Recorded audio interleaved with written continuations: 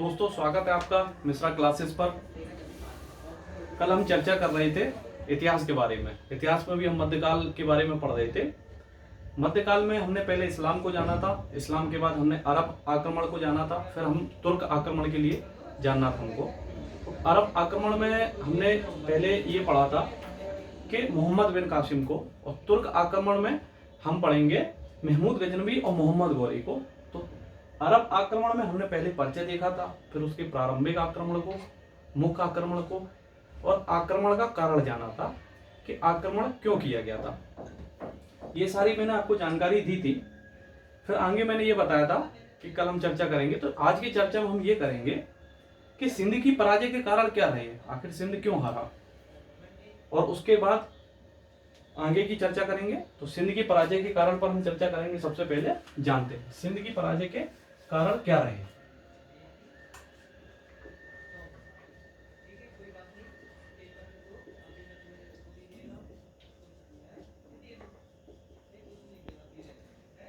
ये क्वेश्चन यहां से बनते हैं, ये क्योंकि सीधा सीधा एमपीपीएससी में लिखा है भारत का आर्थिक, सामाजिक, सांस्कृतिक, राजनीतिक ये पूछा जाएगा 11वीं सदी से लेकर 18वीं सदी तक। तो लगभग वही चालू हो रहा है, तो यहाँ से क्वेश्चन बनते हैं, इसलिए हमें ये जानना जरूरी है। हम छोटे छोटे बातों में समझेंगे पूरी बातों को कि क्या है, क्योंकि हम ये इसलिए इस पर चर्चा करें सिंध की पराजय के कारण, क्योंकि इसके पहले सिंध पर और भी हमले हुए थे। उबैदुल्ला, दुबैल और उसके पहले और भी कई खलीफाओं के समय पर आक्रमण किए गए थे, लेकिन वो उन्हें सफलता उतनी नहीं मिली थी। आखिर मोहम्मद बिन कासिम ने आक्रमण जो किया, ऐसी क्या समस्याएं रही कि जो है मोहम्मद बिन कासिम जीता और सिंध की पराजय हुई। तो सबसे पहले सिंध की पराजय में हम जानेंगे, सबसे पहले तो हम ये जानेंगे कि कासिम की जो सेना है, हालांकि कासिम की सेना से दाहिर की सेना ज्यादा थी, फिर भी क्यों हारे दाहिर की सेना। तो उसकी समस्या ये थी कि सिंध की पराजय के कारण में अगर हम देखें तो सबसे पहले मैं आपको बता दूं कि कासिम सेना से अधिक सेना दाहिर की सेना थी, दाहिर की सेना अधिक थी।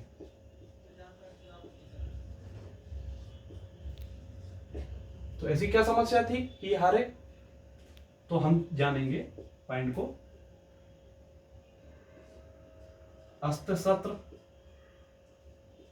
अस्त्र शस्त्र, मनोबल,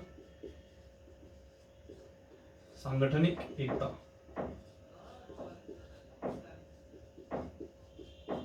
ये तीनों जो थी वो कमजोर थी।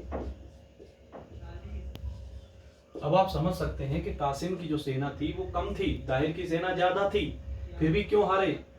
तो दाहिर की सेना में अस्त्र शस्त्र की कमी, मनोबल की कमी, सांगठनिक एकता की कमी, संगठन मजबूत नहीं था, इसलिए जो है दाहिर की सेना पराजित हुई। और भी कारणों को हम जानते हैं। कासिम की जो सेना थी धार्मिक रूप से भी अभिप्रेरित थी, और इसमें सबसे पहले हम ये जानेंगे दाहिर की सेना में हमने ये तीन बातों को जाना। दाहिर में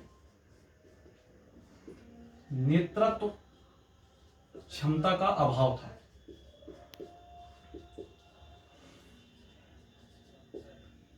दाहिर में नेतृत्व क्षमता का अभाव था।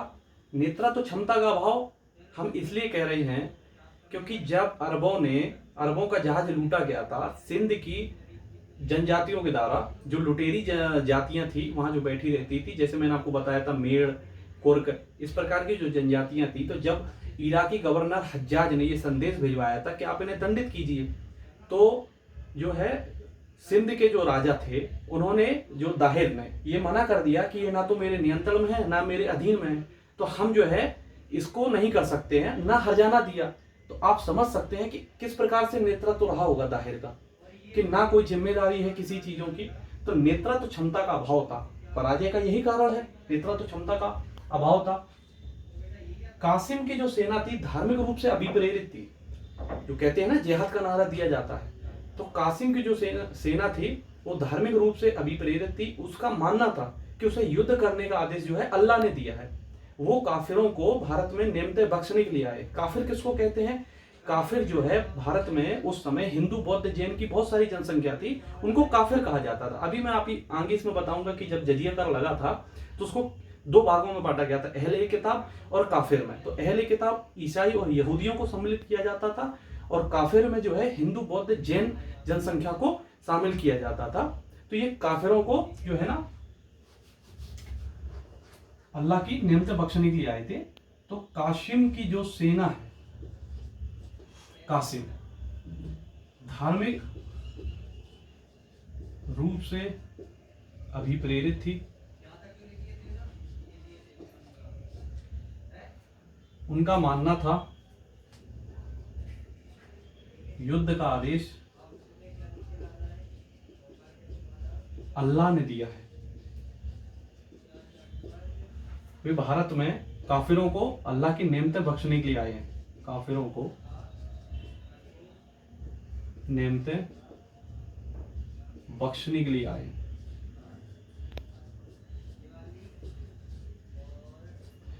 इसके सबके नोट्स मिलेंगे, आप चिंता मत करिए, पहले बातों को समझिए, समझना जरूरी रहता है, इसमें रटने की कोई चीज नहीं है। और ये क्वेश्चन आते हैं 5-5 नंबर में, हमें एक एक लाइन में ही लिखना रहेगा। इतना हमारे पास स्पेस और इतना ज्यादा टाइम नहीं रहता कि हम बहुत ज्यादा बातों को लिख पाएंगे, इसलिए मैं पूरा आपको कंप्लीट बता रहा हूं। और लिखना सिर्फ अपने को है 3-3, 4-4, 5-5 शब्दों में ही लिखना है।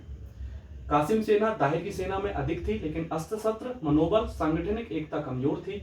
दाहिर में नेतृत्व क्षमता का अभाव था, जैसे कि मैंने अभी बताया कि किसी भी चीजों की जिम्मेदारी नहीं लेते थे वो। कासिम धार्मिक रूप से अभिप्रेरित थी सेना, जिहाद का नारा दिया जाता था, युद्ध का आदेश उनका मानना था कि अल्लाह ने दिया है। वो काफिरों को नेमतें बख्शने के लिए आए हैं। काफिर अभी मैंने आपको समझा दिया था। दाहिर जो शासन चला रहा था उसमें सामाजिक एकता का भी अभाव था। तो दाहिर के क्षेत्र में जो राज्य में है सामाजिक एकता का अभाव था। सामाजिक एकता का अभाव था। अब सामाजिक एकता का अभाव था, ऐसा क्यों था? उस समय सिंध में जैन बौद्ध हिंदू बहुत सारी जनसंख्या रहती थी, ईसाई यहूदी सब रहते थे। तो उच्च वर्ग के जो हिंदू है निम्न वर्ग के हिंदू से अपमानजनक व्यवहार करते थे, और हिंदू और बौद्ध में बनती नहीं थी, दोनों एक दूसरे के मध्य द्वेष था। तो जब युद्ध हुआ तो बौद्धों ने और निम्न जाति के लोगों ने युद्ध से दूरी बनाए रखी। तो अगर हम कहेंगे तो सामाजिक एकता का अभाव था, सामाजिक एकता नहीं थी दाहिर के राज्य में। तो दाहिर की राज्य में सामाजिक एकता का अभाव था। युद्ध में अभी मैंने पूरा आपको बताया, युद्ध में निम्न जाति बौद्ध ने दूरी बनाए रखी, दूरी बनाए रखी। 4 कारणों को जाना, 5वां ये है। तो फलस्वरूप यही हुआ, फलस्वरूप क्या हुआ कि दाहिर सरकार राज्य में अलोकप्रिय साबित हुई, अलोकप्रिय साबित हुई। ये पराजय के कारण है, जो कि मुख्य कारण थे, मैंने बताया, आपको समझ में आया होगा। तो इससे इनकी पराजय हुई। अब जब इनकी पराजय हो गई तो सीधी सी बात है कि अरब आ गए। अब अरब आए तो अरब आक्रमण का क्या प्रभाव पड़ा, क्या क्या भारत से लिया, क्या क्या भारत को दिया, अब ये हम जानेंगे। तो ये आप देख सकते हैं, अभी आपको नोट्स मिल जाएंगे, इसमें समझिए।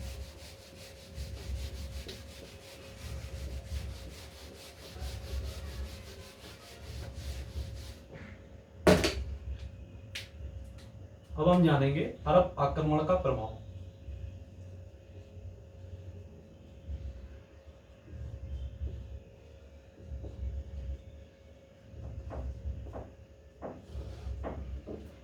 कासिम ने जो क्षेत्र जीते, तो कासिम ने जीते हुए क्षेत्रों को, फर्स्ट पॉइंट, कासिम ने जीते हुए क्षेत्रों को जिलों, जैसे अगर हम कहें मध्य प्रदेश कितने जिलों में विभाजित है, 52 जिलों में। जिले बनते रहते हैं कि नहीं, ऐसे ही कासिम के पास जो सिंध का क्षेत्र था उसको जिलों, अर्थात जिलों को उस समय इक्ता कहते थे, जिलों अर्थात इक्ता में विभाजित किया और सैनिक अधिकारियों की नियुक्ति की, सैनिक अधिकारियों की नियुक्ति की। ये पहला था अरब आक्रमण का प्रभाव। दूसरा, मुस्लिम विद्वानों को, सीधी सी बात है वो मुस्लिम था, तो मुस्लिम विद्वानों को उसने जागीरें प्रदान की, जागीर प्रदान की। मुस्लिम विद्वानों को जागीर, जागीर होता क्या है? जागीर मतलब किसी भी राज्य के विकास के लिए जो व्यक्ति काम करता है और राजा प्रसन्न होता है, प्रसन्न होने के बाद उसको भूमि दी जाती है दान में, वही जागीर होती है। कोई बड़ा काम करता है, बड़ा पद संभालता है, तो खुश होकर राजा उसको जमीन देता है, तो वो एक प्रकार से भेंट होती है या दान होता है। तो जागीरें प्रदान की, तो उस समय मुस्लिम विद्वानों को जागीरें प्रदान की। और कासिम के उपनिवेश निर्मित हुए, जैसे ब्रिटिश के धीरे धीरे क्षेत्रों में उपनिवेश निर्मित होते गए थे, ऐसे ही कासिम, सीधी सी बात है, क्षेत्र जीता है तो अपने क्षेत्रों का विकास करेगा, बढ़ाएगा, उसमें प्रशासन बढ़ाएगा। तो कासिम के कई उपनिवेश निर्मित हुए।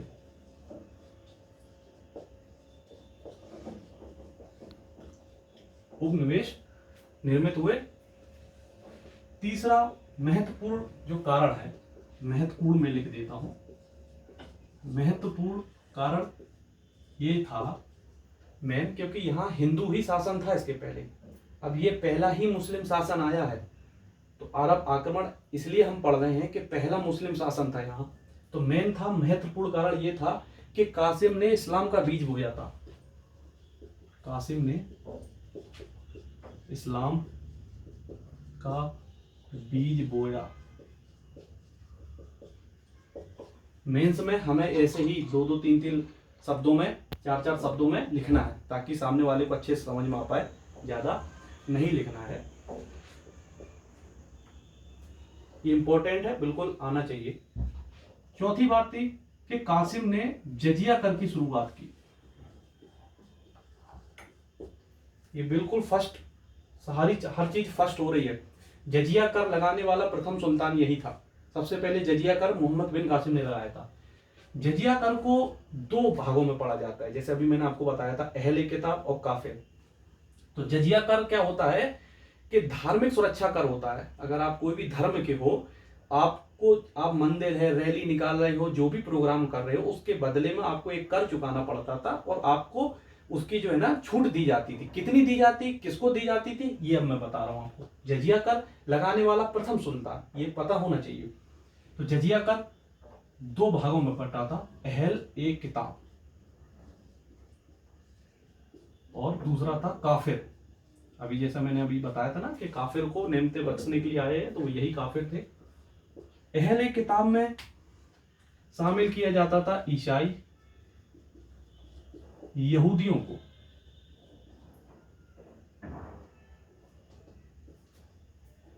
यहूदियों को शामिल किया जाता था। इन्हें पैगंबर के ज्ञान का साझेदार माना जाता था। जो पैगंबर मोहम्मद साहब थे, उनके ज्ञान का साझेदार माना जाता था।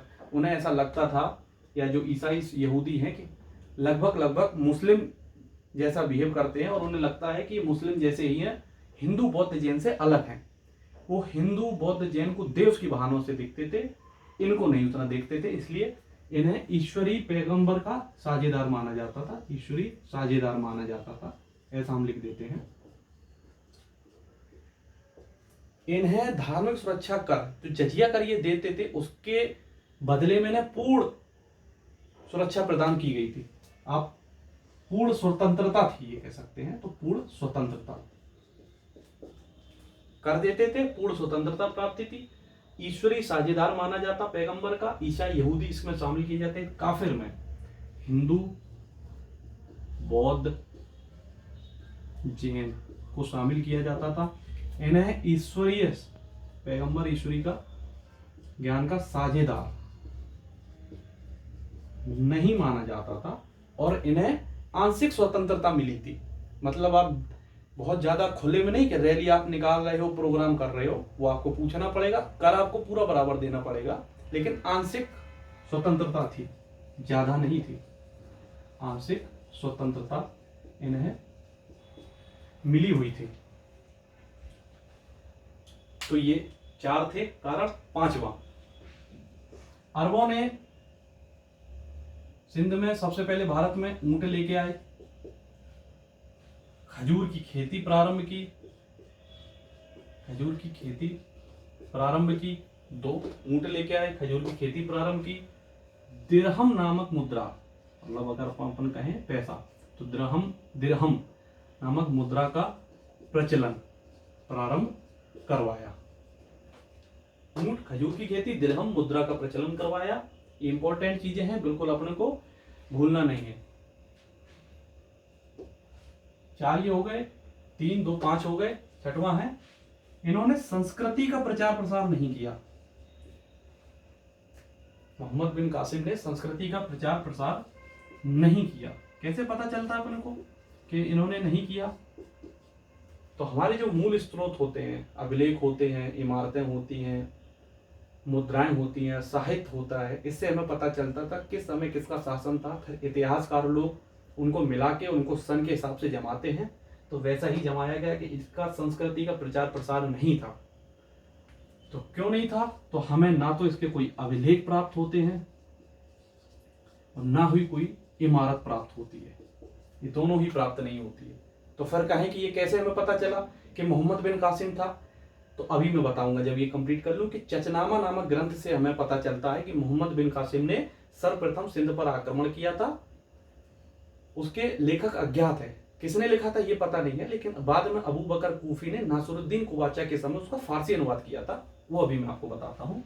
संस्कृति का प्रचार प्रसार नहीं किया इन्हें भारतीय ग्रंथ बहुत पसंद आए, जैसे पंचतंत्र जैसे ग्रंथ का इन्होंने कलीला व दिमना के नाम से अरबी भाषा में अनुवाद किया। ब्रह्मगुप्त के जो ग्रंथ थे, ब्रह्म सिद्धांत एवं खंड काट्यक, उसका भी किया। तो वो मैं आपको बता देता हूँ। भारतीय ग्रंथों का अरबी अनुवाद करवाया। अरबी अनुवाद क्या क्या था? तो ब्रह्मगुप्त ग्रंथ, ब्रह्म सिद्धांत, ब्रह्मगुप्त का ग्रंथ है ब्रह्म सिद्धांत, उसका इन्होंने अरबी अनुवाद करवाया। और दूसरा था ब्रह्म सिद्धांत खंड खाट्यक,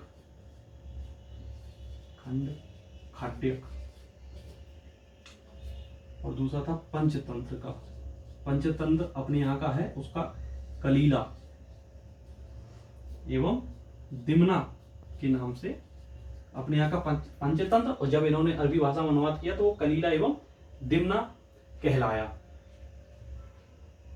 और इनका एक अरबी का ज्योतिषी थी अबू मशर, उसने बनारस में जाकर ज्योतिष शास्त्र का अध्ययन किया था। तो एक मुख्य बात है, अबू मशर ने अरबी ज्योतिषी थे। अबू मशर अरबी ज्योतिषी थे, बनारस में जाके ज्योतिष शास्त्र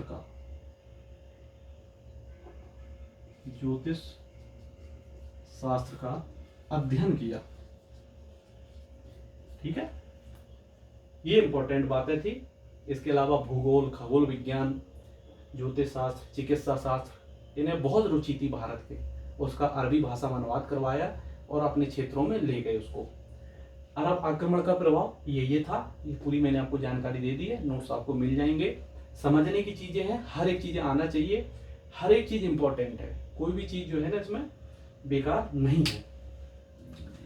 तो अरब अपना यहीं समाप्त होता है। अब अपन तुर्क की चर्चा करेंगे। तो मोहम्मद बिन कासिम, इतनी जानकारी है, यही पूछा जाता है। और भी बातें हैं कि मोहम्मद बिन कासिम का फिरका क्या हुआ। तो जैसे मैंने अभी आपको बताया था कि दमिश्क में जो खलीफा थे वलीद, और इराकी गवर्नर थे हज्जाज का दामाद एवं भतीजा था मोहम्मद बिन कासिम। तो हुआ क्या कि जब वलीद की मृत्यु हुई, जब वलीद का निधन हुआ, दमिश्क के राजा, खलीफा, अगर खलीफा कहें, और खलीफा ही गवर्नर की नियुक्ति करता था, तो मेन व्यक्ति ही शांत हो गए, वो बने। फिर उसके बाद वलीद के बाद सुलेमान।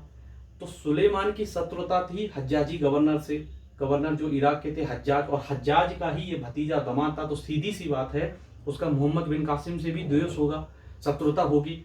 तो सुलेमान ने उसका फिर जो बुलवा के उसको 714 लगभग ईस्वी में उसको वध करवा दिया था, मार दिया था। तो मोहम्मद बिन कासिम का यही सब कुछ था। अब तुर्क के बारे में जानेंगे।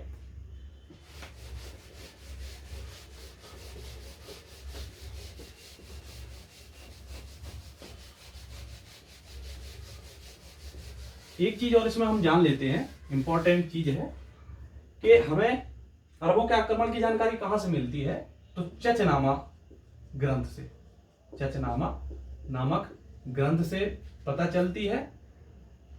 लेखक जो है अज्ञात है, पता नहीं है किसने लिखी है ये, लेकिन नासरुद्दीन कुबाचा के समय, आगे मैं बताऊंगा कौन है नासरुद्दीन कुबाचा, अभी आपको बस सुनना है कि ये कौन थे। तो नासरुद्दीन कुबाचा के समय अबू बकर कूफी ने, अबू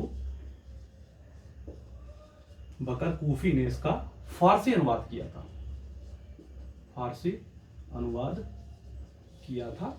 ये इंपॉर्टेंट है, ये आप लिख लीजिए, ये याद होना चाहिए, पूछा जाता है अरब आक्रमण, अरब की जानकारी हमें किससे मिलती है, तो चचनामा नामक ग्रंथ से। नासरुद्दीन कुबाचा के समय अबू बकर कूफी ने फारसी अनुवाद किया था।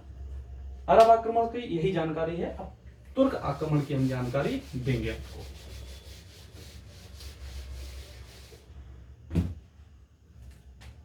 तुर्क आक्रमण,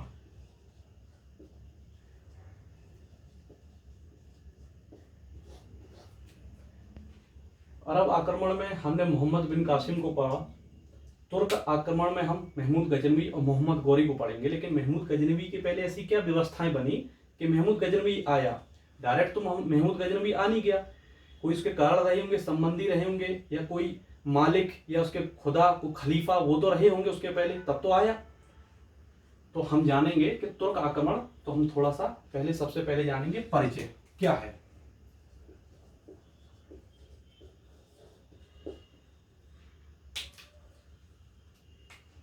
अरब जो है स्थायी साम्राज्य की स्थापना नहीं कर पाए थे, क्योंकि उनका ना तो इमारतें मिलती ना अभिलेख मिलती है। उन्होंने ये सब किया जरूर है, लेकिन साम्राज्य की स्थापना नहीं की। तो अरब, सबसे पहले हम जानेंगे अरब ने स्थायी साम्राज्य की स्थापना नहीं की, इंपॉर्टेंट है। तुर्कों ने, भारत में तुर्कों ने स्थायी साम्राज्य की स्थापना की, तुर्कों ने स्थायी साम्राज्य की स्थापना की, जो आगे चलकर दिल्ली सल्तनत के नाम से जाना गया। अभी मैं महमूद गजनवी बताऊंगा, फिर मोहम्मद गौरी आएंगे, फिर उसका गुलाम कुतुबुद्दीन ऐबक, आराम शाह, इल्तुतमिश, रजिया, रुकनुद्दीन फिरोज, नासरुद्दीन शाह। तो ऐसे करके धीरे धीरे पूरी दिल्ली सल्तनत जो कि लोधी तक, तो 1206 से चालू होगी, जो कि 1526 तक बाबर के समय तक चलेगी। तो अरबों ने स्थायी साम्राज्य की स्थापना नहीं की, तुर्क ने स्थायी साम्राज्य की स्थापना की। आगे चलकर दिल्ली सल्तनत के नाम से काल चलते हैं, सल्तनत के नाम से जाना गया।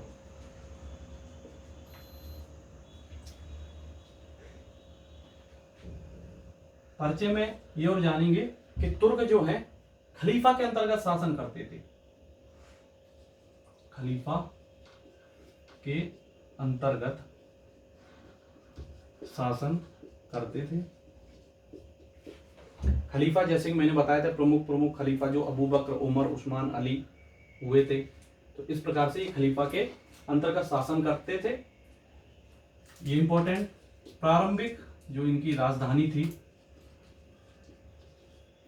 वो मदीना थी, मक्का मदीना, सऊदी अरब। फिर क्या हुआ कि उमैया खलीफाओं, अब्बासी खलीफा, इनमें भी जो है ना, खलीफाओं में भी जो है कई संबंध रहते हैं, जैसे हिंदू में भी कई जो जातियां रहती हैं, उसी में ये हैं। तो प्रारंभिक राजधानी मदीना थी। उसके बाद उमैया खलीफाओं ने, उमैया खलीफा ही रहते हैं ये, लेकिन कहलाए जाते हैं कि उमैया, जैसे इस्लाम में शिया सुन्नी है, तो इस प्रकार से उमैया खलीफा ने राजधानी दमिश्क कर दी। दमिश्क मतलब सीरिया, इराक के ऊपर। फिर अब्बासी खलीफा आए, अब्बासी खलीफा, उन्होंने जो राजधानी बनाया बगदाद, इराक बगदाद को जो है इन्होंने राजधानी बनाया। उसके बाद इसी के अंतर्गत गवर्नर भी नियुक्त होते थे, ये खलीफा ही करते थे गवर्नर नियुक्त। तो उस समय जो गवर्नर था अलप्तगीन था, अलप्तगीन गवर्नर था। तो इसी गवर्नर ने, कोई भी सोचता है कि हम क्षेत्र को आगे बढ़ाएं, हम कुछ नया करें, मुख्यमंत्री है तो प्रधानमंत्री बनने की सोचता है। तो इस प्रकार से गवर्नर अलप्तगीन थे उस समय। अलप्तगीन गवर्नर मतलब क्षेत्र जो रहते हैं वहां गवर्नर नियुक्त किए जाते थे। तो गवर्नर अलप्तगीन ने 963 ईस्वी में, 963 ईस्वी में गवर्नर अलप्तगीन ने अफगानिस्तान में यामनी या गजनवी वंश की स्थापना की। इसने गजनवी या यामनी वंश की स्थापना की और जो राजधानी बनाई वो गजनी। जैसे भारत में कई प्रांत हैं, राज्य, मध्य प्रदेश, उत्तर प्रदेश, दिल्ली, इस प्रकार से वहां भी अफगानिस्तान में प्रांत है। जैसे पाकिस्तान में पेशावर है, पंजाब है, इसी प्रकार से अफगानिस्तान में गजनी है, हेरात है, काबुल है, कंधार है, उसी में एक गजनी था। तो 963 ईस्वी में गवर्नर अलप्तगीन ने अफगानिस्तान में यामनी या गजनवी वंश की स्थापना की और राजधानी गजनी बनाया 963 ईस्वी में। इसके बाद 977 ईस्वी में इसका जो दामाद था सुबुक्तगीन,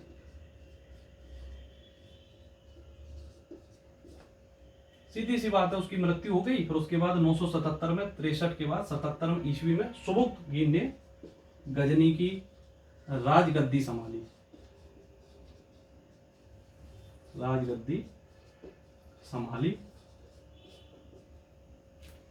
ये कई हमले करता रहा है फिर भी, और भी भारत में। तो 977 ईस्वी में दामाद सुबुक्तगीन ने गजनी की राजगद्दी संभाली और अलप्तगीन ने, ये दामाद था, अलप्तगीन ने सुबुक्तगीन को अमीर उल उमरा की उपाधि दी। ये इंपॉर्टेंट है, पूछे जाते हैं इसलिए लिखना जरूरी है। अलप्तगीन ने सुबुक्तगीन को अमीर उल उमरा की उपाधि से विभूषित किया।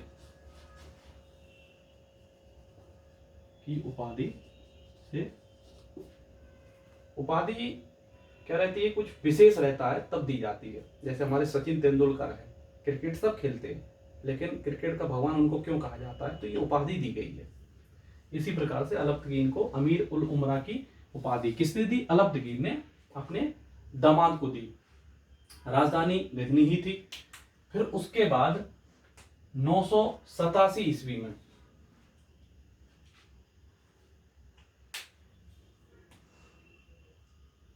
987 ईस्वी में, मैं आपको अलग से बता दूं कि इसी में आ जाएगा, चलो मैं अलग से बता देता हूं, ये आप इधर ध्यान रखिए। अलप्तगीन ने अमीर उल उमरा की उपाधि सुबुक्तगीन को दी थी। अब आगे चर्चा करते हैं।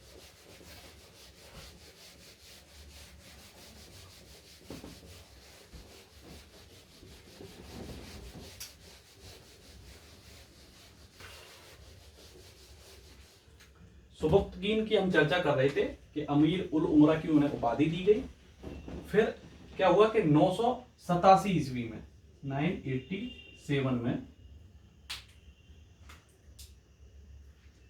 उस समय सिंध के राजा थे जो जयपाल थे। तो सुबुक्तगीन ने 987 में सुबुक्तगीन ने जयपाल को पराजित कर दिया। तो 987 में सिंध राजा जयपाल को पराजित किया और पराजित करने के बाद जयपाल को सुबुक्तगीन के साथ अपमानजनक संधि करनी पड़ी।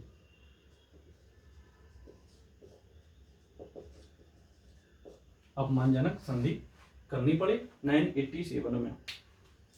अब हम बात करेंगे 998 ईस्वी की। अब आता है महमूद गजनवी। तो 998 ईस्वी मतलब 1000 आने वाला है। तो 1000 से 1055 अपने यहाँ राजा भोज परमार का शासन था, तो ये उसी समय की बात है। तो 998 ईस्वी में महमूद गजनवी आया। महमूद गजनवी ने अपने छोटे भाई इस्माइल की हत्या करके गद्दी पर बैठा था। तो महमूद गजनवी छोटे भाई इस्माइल की हत्या करके गद्दी पर बैठा। इस्माइल की हत्या करके ये गद्दी पर बैठा था। हुआ क्या था कि सुबुक्तगीन जो है, 2 पुत्र थे, इस्माइल थे और महमूद गजनवी था। तो सुबुक्तगीन अपने सबसे छोटे बेटे इस्माइल को बहुत प्रेम करता था, तो वो चाहता वही था कि गद्दी पर वही बैठे, लेकिन महमूद गजनवी ने ऐसा नहीं चाहा और उसने इस्माइल की हत्या कर दी और वो गद्दी पर बैठा। महमूद गजनवी दंत कथाओं में वर्णित कथाएं रहती हैं, तो उसमें दंत कथाओं में वर्णित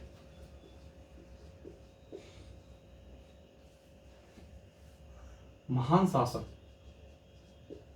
अफरासियाब, इंपॉर्टेंट है, अफरासियाब का वंशज मानता था अपने आप को। वो कहता था, जैसे हमारे यहाँ कई जातियां नहीं है, गोंड हैं, तो वो कहती हैं कि हमारी उत्पत्ति शिव से हुई है, वो कथाओं में ऐसा मानते हैं। कई जनजातियां कहती हैं कि हम दुर्गा की पूजा करते हैं, हम जमीन को नहीं खोद सकते हैं, तो ये उनकी मान्यता है। ऐसे ही ये मानता था कि दंत कथाओं में बड़े महान शासक थे अफरासियाब, वो उसको अपना वंशज कहता था, तो ये अपना उसको वंशज कहता था। महमूद गजनवी सुल्तान की पदवी धारण करने वाला प्रथम सुल्तान था। ये इंपॉर्टेंट बात है, ये हमें पता होना चाहिए, पूछा जाता है।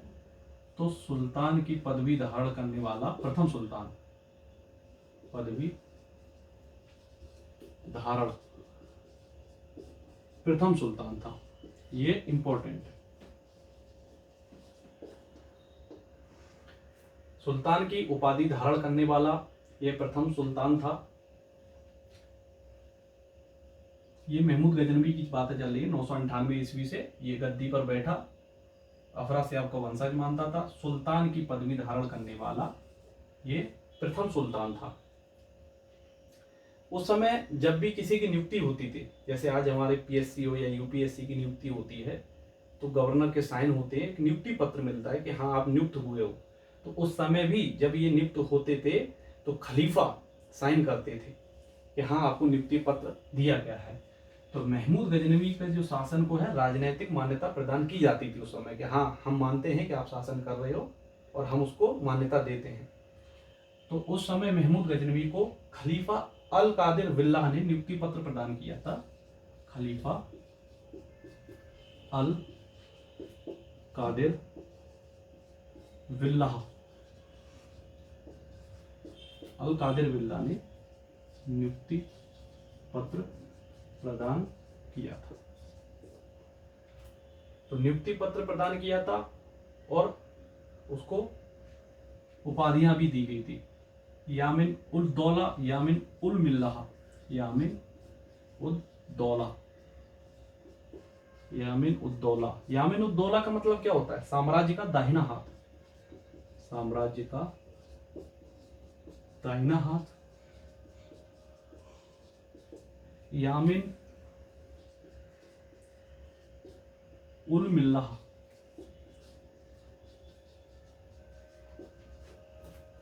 यामिन उल मिल्लाह का मतलब होता है मुसलमानों का संरक्षक।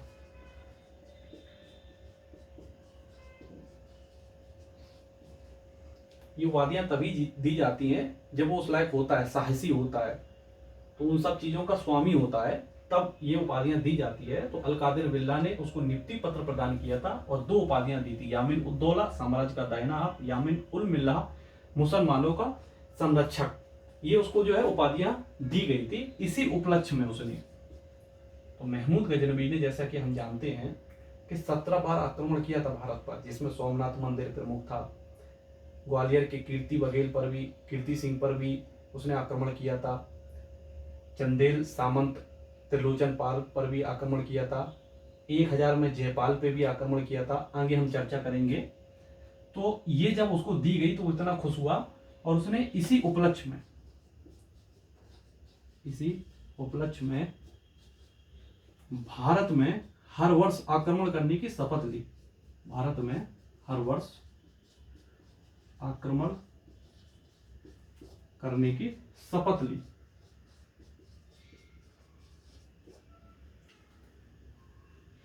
हेनरी इलियट कहते हैं, इतिहासकार हैं हेनरी इलियट। तो इतिहासकार हेनरी इलियट, हेनरी इलियट,